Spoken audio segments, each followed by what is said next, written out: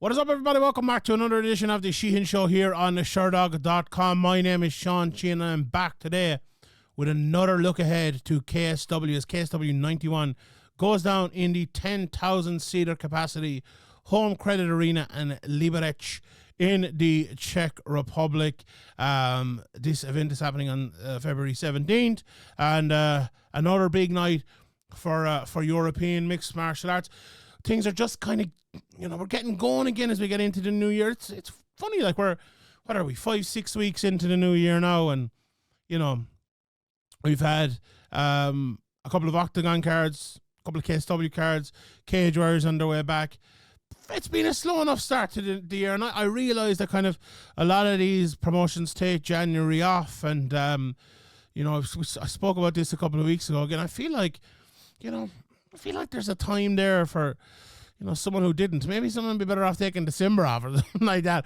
Get Christmas presents and stuff to send up to an event in January, and you could rule that month. Put it like, I don't know, if you're someone like a Cage or someone like a KSW, give us your biggest stars on the 15th of January or something like that, in a big fight on a Friday night or something where maybe there isn't a big UFC, there's no KSW, or there's no one championship, there's no whatever it might be, and or conversely, if you're a KSW, no Cage Warriors or no Octagon or whatever, and make that your own. But I don't know, it hasn't happened yet. I'd love to see it for next year. I'd love to see that happening next year, and obviously someone, for myself, to make my life a little bit easier as well, I'd have more to cover, because this part of the year, it's been a bit slower. Getting back into it now again, it'll be a lot for me, because I'm covering all of the One Championship, all of the BFL, all of the Bellator, and then as many as I can in terms of how much the Dorota allows it in terms of KSW, Cage Warriors, Octagon.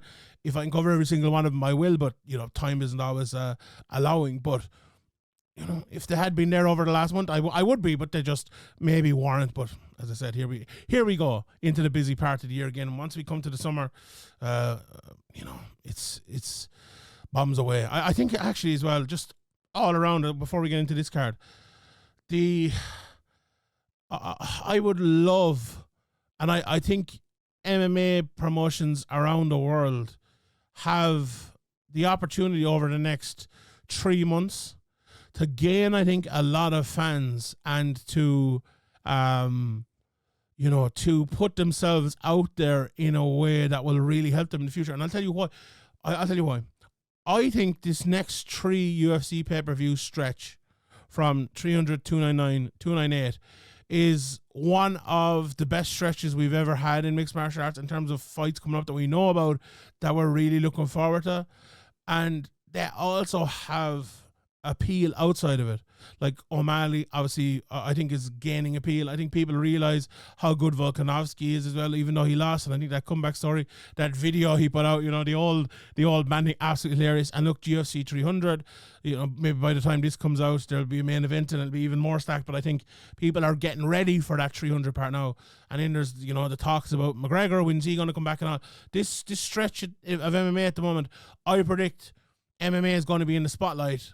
Football season is going to be over by the time this comes out, the Super Bowl will be said and done. My Kansas City, I'm a Packers fan, but my Kansas City Chiefs are going to win. Winners win. You'll know by the time you hear this. But I football season's over. The summer will be here. We'll be doing a bit of barbecues on a Saturday night and get in and watch the UFC. And the end of it, you go watch a KSW, you go watch a Cage Warriors on a Friday night, Saturday night. Octagon, these other promotions, I really believe, especially in Europe and especially in my side of the world, but in the States as well, I really believe that like new MMA fans or last MMA fans will be watching MMA over the next while, and there is an opportunity for people, to get them in. People who are like on MMA, maybe MMA Twitter for the first time, or on the Sherdog forums for the first time, or, clicking on Sherdog.com to see their favorite fighter and they go, oh, here's MMA events coming up this weekend, KSW 91, I'll tune into that. Here's an Octagon event, here's a Cage Warriors event, I'll tune into that this weekend. Maybe there's no UFC, or I'm at home on a Friday night, or I'm at home alone or something early on a Saturday and the UFC hasn't started yet. Boom, here's their card, watch this. Honestly, like, that's always been a thing, but I genuinely think that'll be more of a thing over the next 3 to 4 months than it's been at, I think, any time in recent memory, apart from, well, apart from the pandemic times, but that was a different time, and we mostly had only the UFC back then. But we will leave that discussion for another day. Let's get into this card, and I'm very excited about the top 3 fights anyway, and those are the ones I'm mainly going to talk about today, and we'll run through the rest of the card as well. There's a whole pile on this, 9 fights in this card, so, good in and out quick card as well, if you don't want to be sitting around all day, which I absolutely love. The main event, interesting lightweight bout between Leo Brichta, who is a massive prospect coming through, against Valeriu Mircea, who's been around for a long time, coming towards his 40th fight. I think it's this, 38 fights into his career now, been around for a very, very long time. I love his nickname as well, the Solitary Wolf. I think might be a bit of a lost in translation there to the Lone Wolf, but anyway, I don't care. I love the Solitary Wolf as a nickname. As I said, he's 29, 8-1, 12 wins by knockout, 12 wins by submission. Brichta at the other side of it then, 12-3, 1 contest, 6 wins by knockout, 4 wins by submission. He's fighting out of the Humburger Thai boxing gym over in Prague, I believe. And this, look, it's a very, very interesting matchup. Mircea is out of or Mircea, even, as I believe it's correctly pronounced. Shout out Sean Ninney, as always, for the pronunciations here. He seems to be the list of pronunciations of things here before. So Mircea, here we go. And Brichta, I believe, is Leo's name. Fighting out in Moldova. This is he's been in KSW for a good stretch now. His 5th fight in KSW in a row, and what a run he's been on. For a guy with a record like that, 29-8, and it's a good record. Maybe I misspoke there, but to beat Roman Skaminski in your last fight after having lost him in your debut. And it was a split decision, a close one, so I could see that fight happening again down the line. But Boris Mankowski, you beat him as well. Really, really good. And he'd lost 3 of his 4 fights, I suppose. 1 in KSW, but 2 outside as well before that. So it's a really good run. You could be mistaken for thinking a guy with that many fights. I know he's only 30 years of age, might be coming to a stage, having lost 3 or 4 where it might be, the end of the line. But no, 1-3 in a row. And you look at some of the names he's fought down through the years. Bellator against Gori Yamauchi, fought Teddy Violet, years and years ago. He fought Cody McKinsey even back in Bellator in 2016. This guy's been fighting very good guys for a very, very long time. Something with Brichta, who hasn't been around that long. He's only been around since 2017. You look through his record, he maybe doesn't have those name guys on it. He has, Roman Skaminski last time out. He fought Damian Lapalus in Octagon in 2021. He fought Kirill Medovsky. So he has a couple there, but maybe not as much for as long as his opponent on Saturday. Brichta again, he has this wrestling and judo background. Good submission game, good guillotines, as we saw there. But fights a lot standing up these days. And a very, very good finisher. Watching back his fights, my first note I took on him was loose outside fighter. I think he's very flowy with those good takedowns, as I mentioned. Double legs against the cage. And, he's a guy, as I said, when you have 24 knockouts and 24 submissions, that says 2 things about you. And that's in, how many fights did I say it was? In 29 wins, 24 stoppages and 29 wins. Says 2 things about you. Says you're well-rounded because it's evenly spread, and it says you're a finisher and a killer as well. And I think that is a very, very important thing when you get in there against a guy like Brichta, who, this up-and-coming prospect that, the younger guy coming in there with the I suppose maybe the promotion behind him, the country behind him and everything like that. If you get the opportunity, you're going to have to take it. And I think that is a big part of this fight and a big part of why Mircea has a chance coming in here. Now, Brichta at the other side of it, as I said, the young man coming from Prague, one of the best prospects out of the Czech Republic, and a star over there as well. Sean was telling me, very good kickboxer, with big knockouts, patient guy, dangerous, but he can wrestle too. He's very nice ground and pound. He's, and he, as I mentioned, fought against some of the experienced guys like Damian Lapis, but, I would describe him also as an outside fighter, but I think a more action fighter than Mircea. He moves on a swivel, whereas Mircea kind of moves around, flowy, outside, stepping left, stepping right, stepping back, stepping forward. Brichta is more, as I said, on a swivel. He's like, I was watching a thing recently where it was basketball travels, and if you're allowed to stand in one position with one foot and then kind of swivel on that one foot. He fights a little bit like that. He's like he can't travel. He stands in one place, moves around kind of that one place, drops the head to the left, comes in with the left hook, drops the head to the right, maybe comes in with the right to the body. Very interesting. Caelan Loughran maybe fought a little bit like that before, maybe not as much, but I think that's a really interesting style. That style when I saw Caelan fighting with it first, when I saw Brichta, I was like, that can't work. Like, that's the type of style I'm unsure of. But then when you see it working, it's like, it's a really effective style. Now, he can move as well, and he doesn't always fight that way, but when he does fight that way, it's very good. Quick kicks is another thing I would say about him. Very good kicks. His kicks are tremendous. Counters well with hooks as well from that swivel position. But very little by way of straight shots, which is interesting because there is a lot of, like, as I said, left to right movement from the one spot. He kind of moves this way, lets you come in and slaps you on the way back.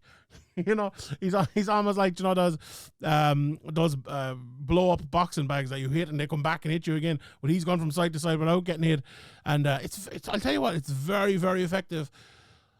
Having said that, though, I was actually just before this I recorded my one championship preview, and I was talking about Jonathan Haggerty and how well he throws his 1-2s down the middle, and how MMA fighters need better 1-2s. It's maybe the simplest thing in fighting, or the go-to thing, throw a jab and throw straight. But MMA fighters don't do it maybe, they definitely don't do it as well as Muay Thai fighters, but they don't do it as well as maybe they used to. And now, Brichta's style is not that. Brichta's style is the opposite of that, but I think you could add in a bit of it. But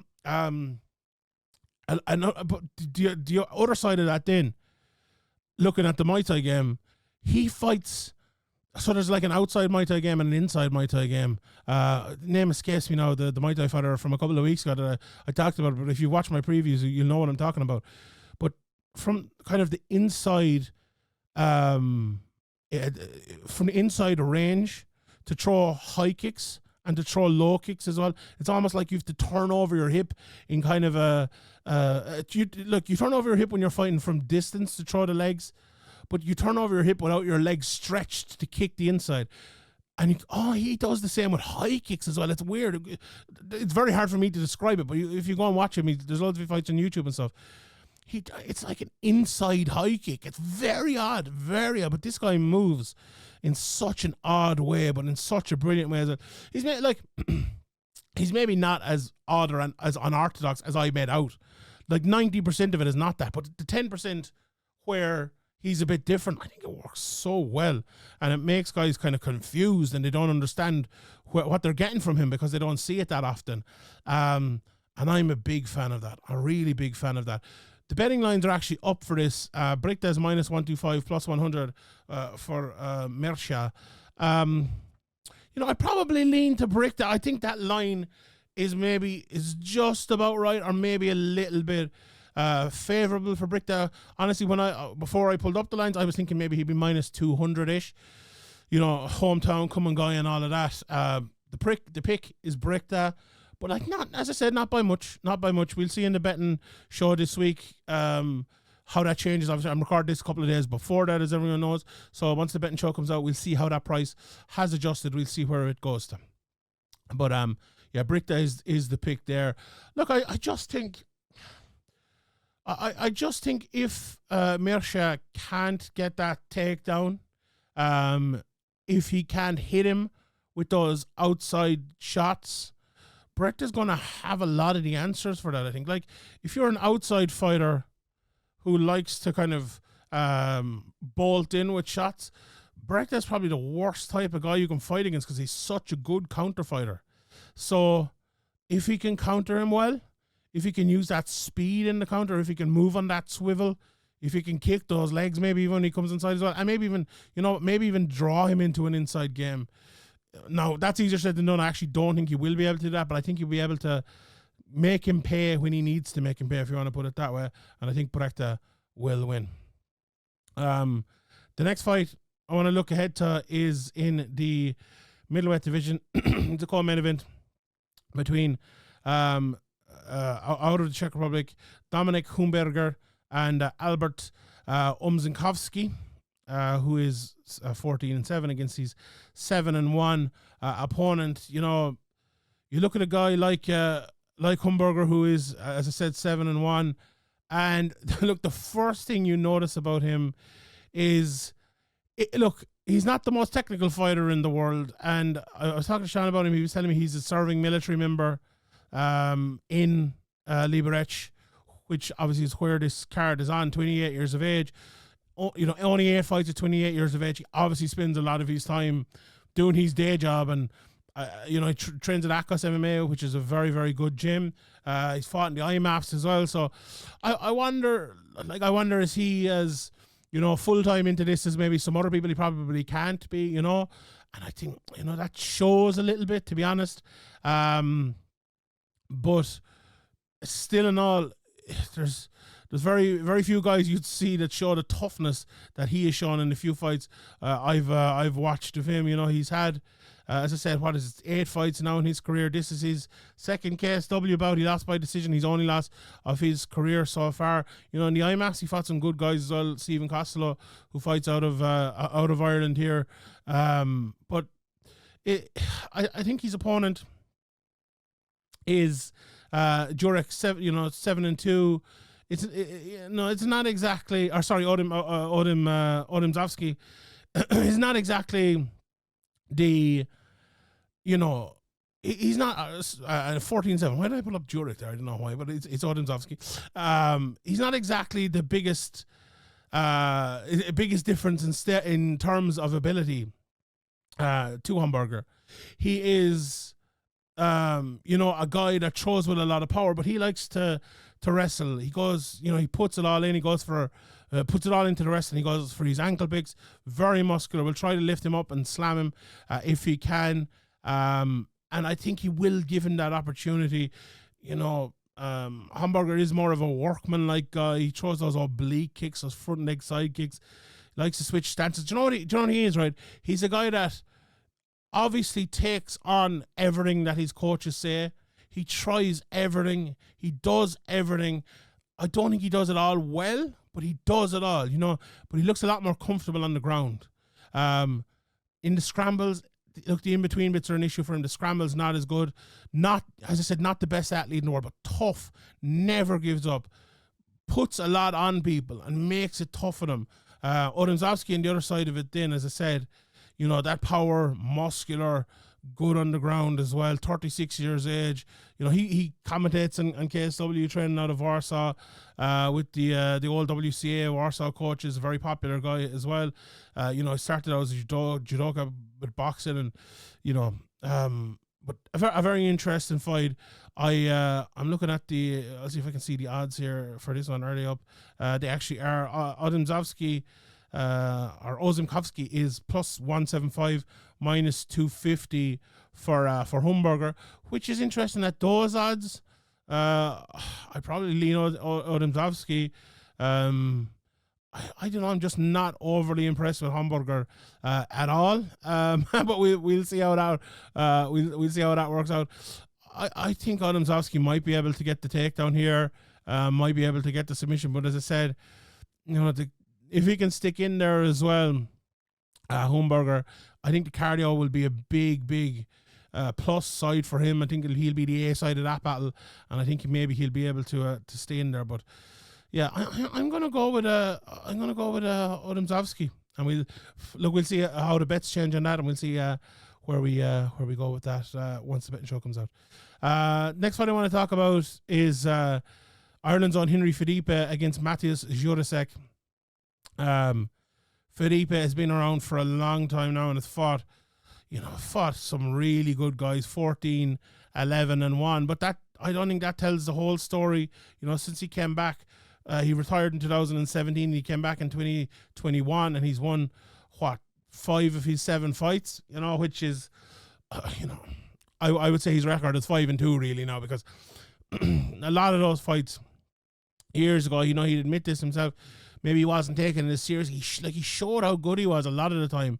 But I think since he got that KSW contract, since he came back, he has been, he's been on another level. He's been really, really, really good. And even before that, he fought the likes of Ion Pascu. He fought Danny Roberts, who we've seen, in the UFC. He fought John Redmond, John Michael Shield, who people talk about as one of the best technical fighters that Ireland has ever produced. You talk to the likes of Richard Kiley or other people about him, how good he is. Fadipe was in there with him, and as I said, John Redmond and others as well. So it's been around for a very, very long time. Juracek in 10-3. Not around as long, maybe debuted, although 2012 is a pretty long time ago, and he's fought some good guys as well. Carlo Pedersoli Jr. was at the very top of Cage Warriors for a while. He's been there with Alex Lahore only last year or 2 years ago now at this stage, so a lot of octagon fights. This is his first KSW fight, so tough fight to welcome him over to the KSW ranks. So first of all, we talk about Juracek before we get to Fadipe. He fights him far out and covers that distance very well. Very long limbs, 29 years of age is also, still young enough. Fighting out of Prague is also, he'll be the hometown guy. Light on the feet. He loves to catch a kick for a takedown. He's very blanketing on top. The one thing I would say about him is he could do more on top. I don't think, I watched one of his fights and, once I just start fast forwarding through it because there's nothing landing, like, okay, well, I'm not learning much about him here, apart from the fact he can hold you down and keep holding you down. But he started out as a striker, I believe, doing karate. Very tough guy, durable. A lot of decisions. He has power, not a whole lot of it, I think. But he likes to add up those shots, and as I said, you look at the record, and I think it shows that he's only 3 knockouts and 10, 2 submissions is also not far behind that. So, he has, as I said, that wrestling is something that's definitely improved with him over the years, obviously. Fadipe on the other side of it then, again, another guy, on the feet. If you keep the fight in the feet against Fadipe, you have the chance of getting knocked out because he's very, very unorthodox and good on the feet. Throws those big looping uppercuts. He's the type of guy, right? If he stays patient, a bit like Anthony Pettis. Now, a different type of fighter to Anthony Pettis, but similar in this way. That if he stays patient on the feet, plays his game, he is very hard for anyone to beat. Very hard. It's when he kind of doesn't stay patient, rushes a bit, he gets taken down. And, he, as I said, he can get back up. His grappling is definitely improving. He's working a lot in his grappling game. He fights out of a very good gym, Phantom MMA in Moore Street, I believe, in Dublin. He's getting better with his submissions, better with bouncing back up off takedowns. And okay, he needs that, but he needs to stop the takedowns more so than anything else. As I said, those looping uppercuts, very open striking. He either will get hit or he'll hit you. Which I think in this matchup, if Juracek comes out and he fights, the stand-up game could make for an absolutely brilliant fight. Look, having watched a few Juracek fights, I don't think that's going to happen on his side. And I think he's going to go for takedowns against Fadipe here. I don't think he's going to try to play that game with Fadipe at all. So, looking at the odds, a bit honestly interesting enough odds here. Fadipe is the -120 favorite, -110 for Juracek. I thought the way Juracek is kind of coming in here, having won 8 of his last 9 fights or something like that, one last time in Octagon. I thought he might be, the favorite hometown guy as well. But he indeed is, or not hometown guy, but home country guy. I thought he might be, but no, Henry Fadipe is the favorite. And I think that is based on what he's done over the last few fights, and I think deservedly so for Henry. I'm going to give Henry as my pick. Look, there might be a bit of an Irish bias in there, but I just think if Juracek thinks he can strike with Henry, that's going to be a mistake. And I think maybe he will think that. And I think that could be the downfall of him. I think Henry as well.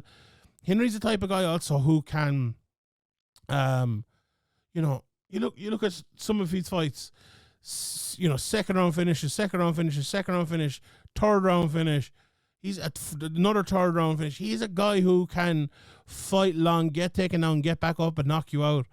And Juracek is not exactly the you know, he'll wear you out, but he won't like destroy you on the ground in any massive way. Now, you know, you never know. But watching all fights, it's more of like a make you, you know, take you out of position than actually make you tired or wear you out, take away your fighting spirit. So I think if Henry can get back up and be fresh, I think he still has a massive chance of getting the finish there. So I'm going to go with Henry Fadipe in that one. All right, let's run through the rest of the fights here. The welterweight division. Kasper Kozorbinski against Viktor Chervinsky, who's 4-0. Kasper's 28-year-old Pole, and he's 8. KSW fight here. Not the biggest finisher in the world. A lot of decisions on his record, but a gritty grappler. And then Victor, the other side of it, is a local from Liberec, former RFA middleweight champion. You know, he's more of a finisher. High hopes for him in this one. He is the favorite, I believe. Let me just pull this up here now. If the odds are here, are they here?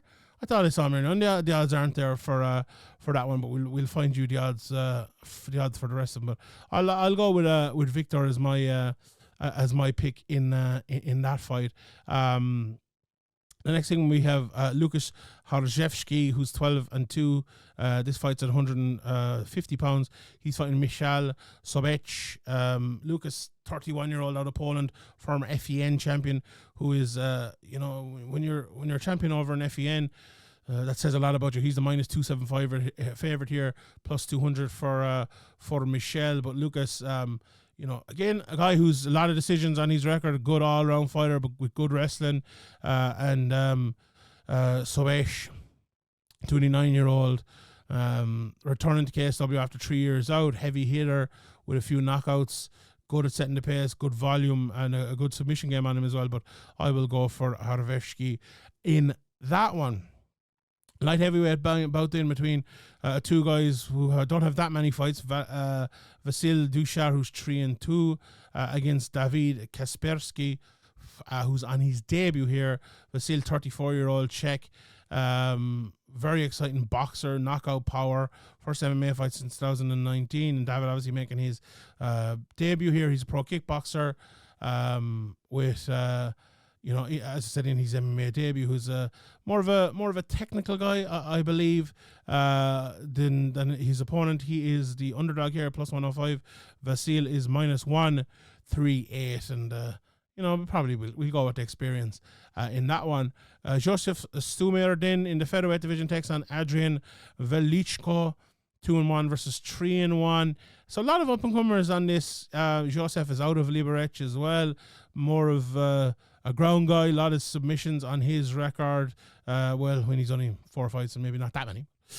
Adrian, 25 years of age, in with a lot of amateur fights, good underground as well. So you could see this being maybe a submission battle there. Adrian is the underdog, just barely at minus 110, minus 120 for Joseph in that one, who we give him as our pick. Then we had Adrian Dudek, who I pulled up by mistake earlier, and he's fighting David Hosek here in the middleweight division. Adrian, 32 years of age, out of Poland, as I said. His third KSW appearance, very good kickboxer, big power, heavy knees, big punches, good on the ground as well. Hosek, we've seen him a lot. You know, he's fighting out of Prague as well. A lot of octagon fights for him. Very good boxer. The price on that one, Dudek is a big favorite, minus 200. Well, not that big of a favorite. Plus 150 for Hosek. I actually like Hosek as a fighter. I might go for the underdog of Hosek in that one. And then we've Mariusz Jinka against Tobias Lee. You know, I've seen a lot of Tobias Lee. He fought Ireland's Carl McNally. He's a very good fighter, very entertaining. that was a very big win for him as well. And I know his opponent, Marius 11-5, is more experienced, but I like Tobias Lee. He is the favourite in this one, -138, not big, but I think that's a good bet. Plus 105 in that fight.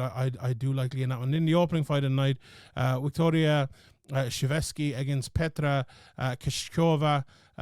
Victoria only 20 years of age. There's a big gap in this one. 20-year-old versus a 42-year-old. And she was only 20 this week. Ferocious striker. Swarms in, smells blood, big volume. Petra is a gritty fighter.